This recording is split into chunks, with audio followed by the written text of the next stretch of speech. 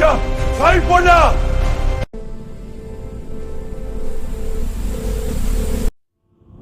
ইমাম গাজ্জালির ভয়ঙ্কর উপমা। আপনি এখন মোবাইল স্ক্রল করছেন, হয়তো হাসছেন, হয়তো আরাম করছেন,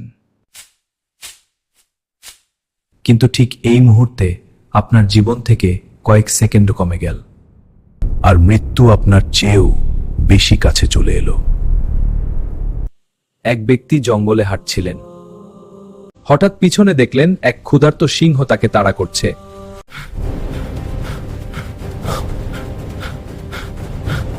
দৌড়াতে দৌড়াতে সামনে পেলেন একটি পরিত্যক্ত কুয়া, দিলেন ঝাঁপ। উপরে সিংহ, নিচে তাকিয়ে দেখলেন এক বিশাল সাপ। মৃত্যু আর কবরের মাঝখানে ঝুলে আছেন তিনি। আরো ভয়াবহ কিছু ঘটছে।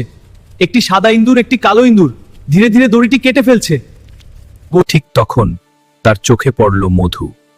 তিনি আঙুল ডুবিয়ে স্বাদ নিল। এত মিষ্টি, এত সুখ। কয়েক মুহূর্তের জন্য তিনি ভুলে গেলেন উপরে মৃত্যু, নিচে কবর, পাশে সময়ের ক্ষয়। ইমাম গাজ্জালি রহ এই গল্পের ব্যাখ্যায় বলে, সিংহটি হলো মৃত্যু, সাপটি হলো কবর, দড়ি হলো জীবন, সাদা ইঁদুর দিন, কালো ইঁদুর রাত, মধু হলো দুনিয়ার মোহ। আমরা সবাই সেই ঝুলন্ত মানুষ, কিন্তু পার্থক্য হলো আমরা মধুর স্বাদ নিতে নিতে বিপদ ভুলে যাই। আমরা টাকা জমাই, খ্যাতির পেছনে ছুটি, লাইক আর ভিউয়ের নেশায় বুঁদ হয়ে থাকি।